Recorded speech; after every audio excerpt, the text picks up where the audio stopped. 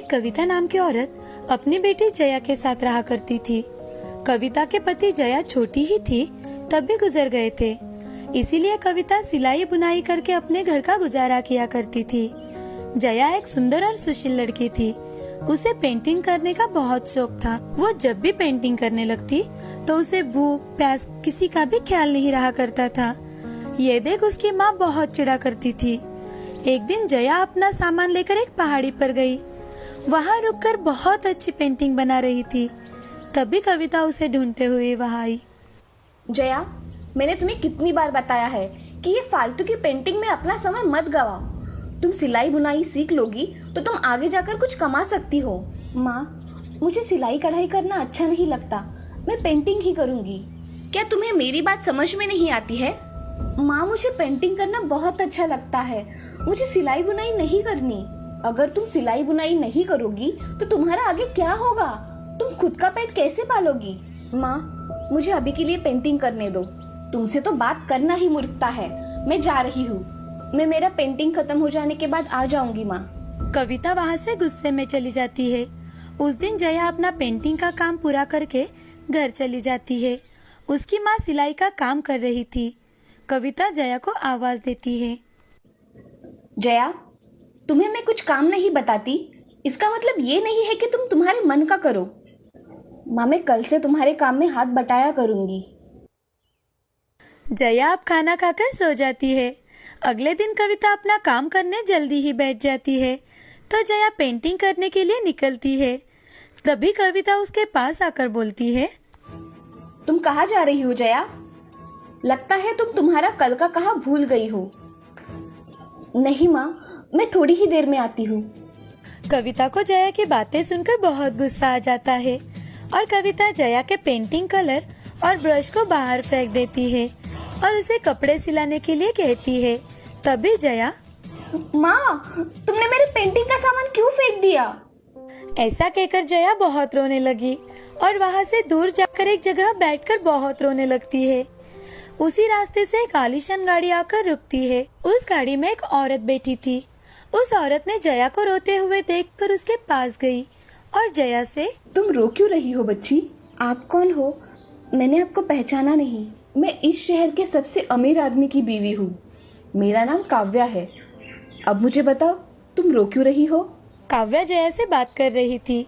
तभी वहाँ कविता आई और कविता काव्या को देख, नमस्ते मैडम, आप यहाँ कैसे आई?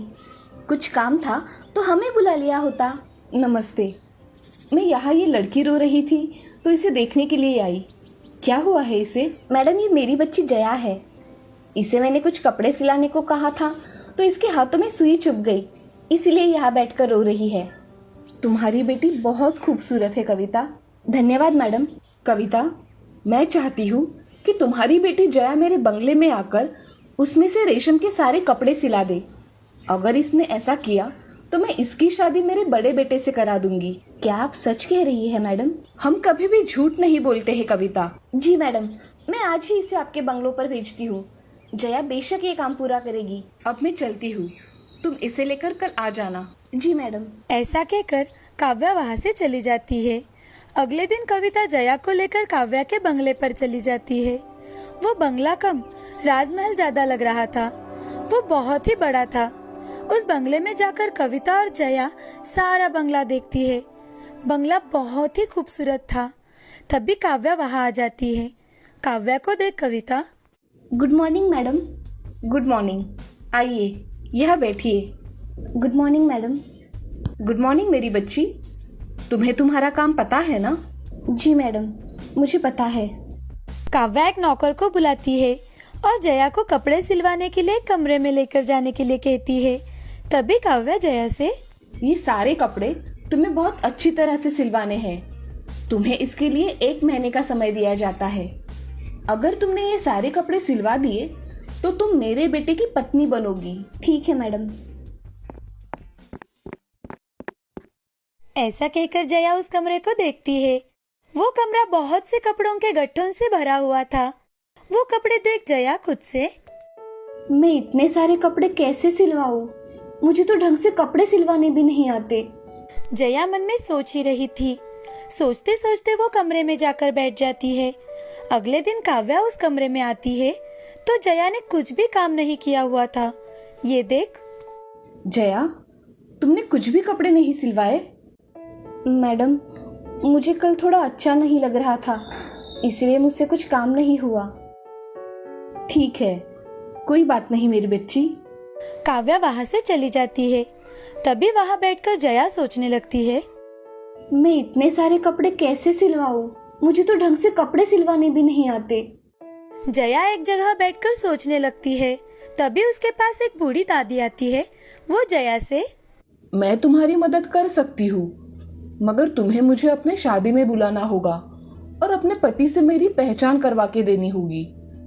आप इसके बदले में मुझसे क्या चाहती है? मैं दिखने में बहुत बदसूरत हूँ, इसीलिए कोई भी मुझे त्योहार या शादियों में नहीं बुलाता। मेरी बदसूरती की वजह से मुझे हमेशा टाला जाता है। इसी वजह से मैं तुम्हारी मदद करूंगी और तुम मुझे तुम्हारी शाही शादी में बुलाना। ठीक है, मैं आपको मेरी शादी में जरूर बुलाऊंगी और आपको वहाँ मान सम्मान भी मिलेगा। ठीक है, अगर तुम मुझसे वादा करती हो तो मैं तुम्हारे ये सारे कपड़े सिलाने में मदद करूंगी। ठीक है दादी, मैं वादा करती हूँ। ये सारे कपड़े मैं 10 दिन में सिलवा दूंगी। ठीक है दादी। जया दादी को कपड़े सिलवाने में मदद करती है। उसकी मदद से बूढ़ी दादी बहुत ही अच्छी ड्रेस सिलवाती है। उसे देख जया बहुत खुश हो जाती है।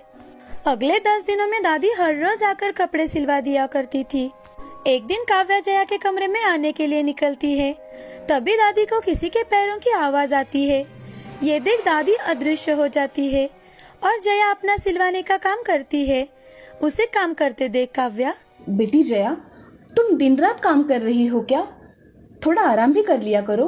मेरा जब तक काम पूरा नहीं हो जाता तब तक मुझे चैन की नींद नहीं आती। ठीक है जया। काव्या वहां से चली जाती है। तभी दादी फिर से आकर सिलवाने का काम करने लगती है। उसका काम देख जया बहुत खुश होती है। 10 दिनों बाद जया के कमरे में सभी कपड़े सिलवा के हो गए थे। ये देख जया बहुत खुश हो जाती है। काव्या आकर देखती है तो काव्या जया से, मैं मेरी बहू मेहनती और ईमानदार चाहती थी, जो कि तुम हो। धन्यवाद मैडम। चलो, अब 10 दिनों बाद ही शादी का मुहूर्त निकाला जाएगा और तुम्हारी माँ को भी यहाँ बुलाया जाएगा। ऐसा कहकर काव्या वहां से चली जाती है। ये देख जया बहुत खुश हो जाती है। दूसरे ही दिन कविता बंगले में आ जाती है। तभी काव्या उसका बहुत अच्छे से स्वागत करती है और उसे आराम करने के लिए कहती है। ये देख जया कविता के कमरे में चली जाती है। तभी जया कविता से, माँ, मुझे तुम्हें कुछ बताना है। हाँ कहो ना जया, क्या कहना चाहती हो? माँ, मैंने एक बूढ़ी दादी को मेरे शादी में आमंत्रित किया है और वो मेरी रिश्तेदार है ऐसा बताना है। वो मेरी दादी बनकर आएगी। ऐसा कुछ नहीं होगा जया, तुम्हारी शादी इतने बड़े परिवार में हो रही है। ये क्या कम है कि तुम फिर से किसी को भी दादी बोल रही हो? माँ, मैंने दादी को वचन दिया है। उन्होंने कपड़े सिलवाने में मेरी बड़ी मदद की है, इसीलिए मैं वचन नहीं तोड़ सकती। तुम्हें जो ठीक लगे वो करो। ऐसा कहकर कविता सो जाती है। कुछ ही दिनों बाद महल में शाही शादी का आयोजन किया जाता है। शाही शादी में बहुत बड़े बड़े रईस लोग आमंत्रित थे। उनकी शादी देख सभी बहुत खुश थे। तभी दरवाजे पर बूढ़ी दादी आ जाती है। बूढ़ी दादी को देख जया भागते हुए उसके पास जाती है और उन्हें गले लगा लेती है। उनका हाथ पकड़कर उन्हें अंदर ले आती है। तभी जया का पति अर्जुन वहां आ जाता है और अर्जुन जया से, जया, ये कौन है? ये मेरी दादी है। मैं कपड़े सिलवाना इन्हीं से सीखी हूँ। अच्छा, आइए दादी, आपका स्वागत है। आइए दादी। जया और अर्जुन दादी को अंदर लेकर जाते हैं और थोड़ी ही देर बाद सभी खाना खाने के लिए बैठ जाते हैं। दादी को जया लेकर खाने की कुर्सी पर बिठाती है। सभी हंसी खुशी खाना खा रहे थे। तभी दादी अर्जुन से, अर्जुन, मेरे हाथ देखो कितने खराब है। हाँ दादी, मगर आपके हाथ इतने खराब कैसे हुए? मशीन पे हर रोज कपड़े सिलवा के मेरे हाथ खराब हो गए। और आपकी आंखें ऐसी लाल क्यों लग रही है दादी? अर्जुन, रेशम कपड़ा देख देख के मेरी दृष्टि कम हो गई है। ये बात सुन अर्जुन मन में बहुत डर जाता है। वो तुरंत ही जया के पास चला जाता है और जया से जया, तुम आज से सिलाई का काम नहीं करोगी। तुम्हें जो भी दूसरा काम अच्छा लगे वो तुम कर सकती हो। मैं कुछ समझी नहीं, आप क्या कह रहे हो? तुम जैसी हो मुझे वैसी ही चाहिए। तुम सिलाई का काम नहीं करोगी। तुम्हें अगर पेंटिंग पसंद हो तो मैं तुम्हें बहुत अच्छे रंग ला कर दूंगा। जया को अपने कानों पर तो विश्वास ही नहीं हो रहा था। सच में अर्जुन जी, आप मुझे पेंटिंग करने देंगे? हाँ जया। जया अर्जुन के गले लग जाती है और वो जिंदगी भर खुशी खुशी रहते हैं। उनके साथ दादी भी रहा करती थी। उन्हें एक परिवार मिल गया था और अर्जुन का नेक दिल स्वभाव देख सभी बहुत खुश थे। इस कहानी से हमें ये सीख मिलती है कि जिंदगी में हमेशा हमारा किया हुआ वादा निभाना चाहिए और जिंदगी में कभी भी किसी को फंसाना नहीं चाहिए। चल जाती है। सोना बहुत अंदर तक चलते हुए जाती है। सोना को बहुत दूर चलने के बाद एक बूढ़ी औरत दिखाई देती है। वो बूढ़ी औरत सोना को घर के कुछ काम करने के लिए कहती है। सोना खुशी खुशी बूढ़ी औरत के सारे काम कर देती है और बूढ़ी औरत सोना पर खुश होकर उसे ढेर सारी ज्ञान की बातें बताने लगती है। सोना उस बूढ़ी औरत की बातें बड़ी मन लगाकर सुनती है। दूसरी ओर मोना बुराई के रास्ते पर चलती है। मोना चलकर बहुत दूर तक आ जाती है और वहाँ उसे एक चुड़ैल दिखाई देती है। वो चुड़ैल दिखने में बहुत ही डरावनी थी। उसकी एक आँख खराब थी और एक पैर टूटा हुआ था। ये देख मोना बहुत डर जाती है। वो चुड़ैल मोना से, तुम यहाँ खजाना लेने आई हो? इस जमीन के नीचे खजाना छुपाया हुआ है। तुम जितना चाहो उतना खजाना ले जा सकती हो, लेकिन तुम्हें मेरी कुछ शर्तें मंजूर करनी होंगी। चुड़ैल की बातें सुन मोना जल्दबाजी में, मुझे आपकी सारी शर्तें मंजूर है। मुझे तो सिर्फ खजाना चाहिए, खजाना। कहाँ है खजाना? मोना वहाँ की जमीन में खुदाई करने लगती है। खुदाई करते करते वो जमीन में बहुत बड़ा गड्ढा बना लेती है, मगर उसे कुछ भी हासिल नहीं होता। मोना बहुत समय तक खुदाई करने के बाद वो चुड़ैल से, खुदाई करते करते मेरी हालत खराब हो गई है, मगर मुझे कुछ भी नहीं मिला। कहाँ है खजाना? मोना की बातें सुन चुड़ैल बहुत हंसने लगती है और मोना से कहती है, मैंने तुमसे झूठ कहा था। यहाँ कोई खजाना नहीं है। अब मेरी शर्तों के मुताबिक तुम्हें करना होगा। मेरी शर्त के मुताबिक तुम्हें तुम्हारी एक आँख और तुम्हारा एक पैर मुझे देना होगा। तुमने तो मुझे ऐसा कुछ भी नहीं कहा। मैंने तुम्हें बताया था कि मेरी कुछ शर्तें हैं और तुमने उन्हें सुनने से पहले ही मेरी सारी शर्तें मान ली। लेकिन कोई जमीन की खुदाई के बदले में एक आँख और एक पैर लेता है क्या भला? मैं मेरी एक आँख और पैर नहीं दूंगी। मैंने तुम्हें बताना चाहा, मगर तुमने सुना ही नहीं। तुमने मेरे साथ धोखा किया है, धोखा। तुम किसी की बात ही नहीं सुनती हो और मुझसे कहती हो कि मैंने तुम्हें धोखा दिया है। तुम्हारे मन में लालच आ गया था, जिस कारण तुमने बिना सोचे मेरी शर्त मान ली और तुम शायद भूल गई हो कि तुम बुराई के रास्ते पर आई हो। अब मैं तुम्हें नहीं छोड़ूंगी। वो चुड़ैल मोना को पकड़ लेती है और मोना की एक आँख और एक पैर निकालकर खुद को लगा लेती है। अब मोना ढंग से चल भी नहीं पाती और एक हाथ से तो अंधी हो चुकी थी। तुम्हें बुराई के रास्ते पर चलने का सबक मिल चुका है। अब तुम यहाँ से चली जा। अपने भले बुरे हालात के साथ मोना उस रास्ते से वापस चली जाती है। कुछ देर चलने के बाद दोनों सहेलियां एक ही जगह पहुंच जाती है, जहां से उन्होंने चलना शुरू किया था। मोना ने सोना को देखा तो सोना पहले से ज्यादा खूबसूरत दिख रही थी और उसके चेहरे पर एक अलग ही तेज दिखाई दे रहा था। वहीं दूसरी तरफ मोना एक आँख और एक पैर गंवाकर पूरी तरह से बदसूरत बन चुकी थी। मोना और सोना एक दूसरे को देखती है और सोना मोना से, अरे मोना, तुम्हें ये क्या हुआ है? तुम्हारी आँख और पैर को क्या हुआ? उस चुड़ैल ने मेरी एक आँख और पैर ले लिया।